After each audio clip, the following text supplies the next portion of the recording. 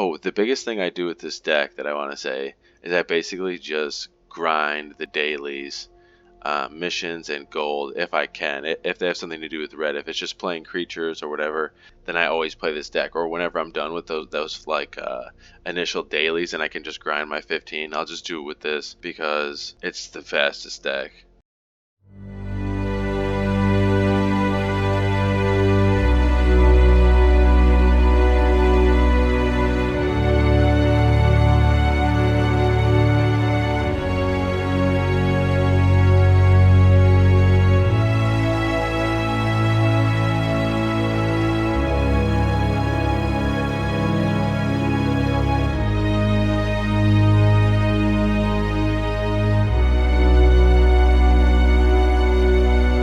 I just want to show my burn deck that is like really easy to make, and last season got me up into the gold ranks for the standard or the constructed build. It's really easy to build. I didn't even end up crafting too much stuff, so I basically start with the 2 goblin motivators, and I do that because I want to mostly because I want to combo them with the Chandra, Spitfires, and Kranko. Basically, if you have Kranko out on turn 3 and you've already put a Goblin Motivator into play, you can cast Kranko, tap your Goblin Motivator, and fire away, and then start building Kranko up. And usually, at this point, like a lot of guys are usually start to concede pretty quickly. I also put some Mood Sprint in for the same reason. So if I don't have a Goblin Motivator, and I have 4 land, so instead of playing it on turn 3, I'll play Kranko on turn 4, because usually as soon as you play Kranko, it becomes a huge target for your opponent.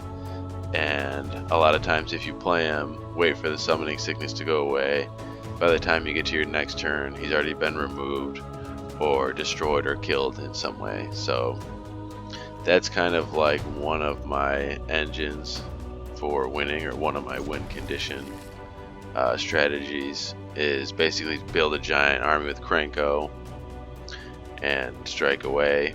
Like, speaking of win conditions, this is pretty much my biggest one, is Cavalcade of Calamity. Whenever a creature you control power 1 or less attacks, Cavalcade of Calamity deals 1 damage to player or planeswalker that creature is attacking. So basically every single creature I have in here, outside of Vashino Pyromancer, has a power of 1, or at least starts with a power of 1.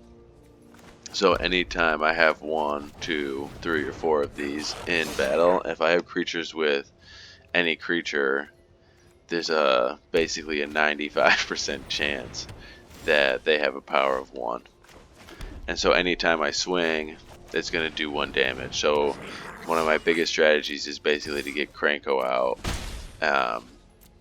and then build up 1/1 goblins and basically just start going in and attacking with everybody, going super wide, and getting as much value with Cavalcade of Calamity as I can get. And then my kind of other strategy, which plays out a lot too, and it has to do with Cavalcade of Calamity, is the Chandra Spitfire. Basically, whenever an opponent is dealt non-combat damage, Chandra gets +3/+0. So the biggest thing with that is, like, say, even Chandra, like, so if I have Chandra Spitfire in and I have the Cavalcade of Calamity, if I attack with Chandra Spitfire, because it's a power of 1, when it attacks, it'll get the Cavalcade of Calamity to trigger and doing 1 damage to my opponent, which in turn gives Chandra Spitfire +3/+0. But the thing of it is, because say I have Chandra Spitfire, a Goblin Motivator, a 10th Street Dodger, Cavalcade of Calamity on the battlefield, and we all attack, I would get the Cavalcade of Calamity to trigger once, twice, and then 3 times. And because there would be 3 different triggers for 1 damage each, Chandra would get +3 +0 3 times. It'd basically get +9 +0 and become a 10-3. So this is like, that's the crazy engine that I'm kind of running with my burn deck, and those are the biggest tricks I have. I mean, I kill people without using Chandra and without having Krinko, and maybe having 1 or 2 Cavalcades, but I've also won games without having any Cavalcades of Calamity, having Chandra, because Chandra's Spitfire her ability can still be triggered by the Vishino Pyromancer. It can be triggered by Spear Spewer. It's going to be triggered by the Scorch Spitter's ability. It can be triggered by Shock, Lightning Strike. The only other thing really that I have in here, I have Light Up the Stage. You can look at the next 2 cards and then play those within the next turn. The funny thing is too is if you look at my mana curve, my highest mana is only 3. So basically, even if I have 3 mana, I'm still gonna, and I do damage, I'm still gonna pay 1, leave myself with 2 mana, and play Light Up the Stage. Basically because if there's 2 cards that come out, the probability of them both being 3 drops is pretty low, considering I only have 8 cards that cost 3, and one of them is Light Up the Stage. So basically, if I play 1 Light Up the Stage, I'm gonna have 7 cards that left over that cost me 3. So pretty much even at 3 mana, I can play Light Up the Stage and get pretty good value, usually in hopes to find a Cavalcade of Calamity, Chandra Spitfire, or Kranko. And like I said, this deck is super easy to build. A lot of the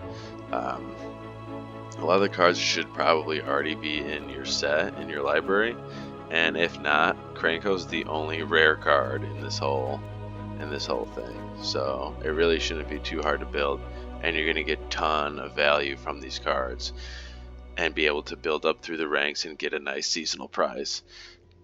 Thanks for checking out my video, and make sure to subscribe. There's going to be more MTG Arena videos. I think Brian also plays a lot of Arena, so hopefully he'll show you some of his decks, and there's going to be a lot more physical Magic card playing going on, so be looking out for that.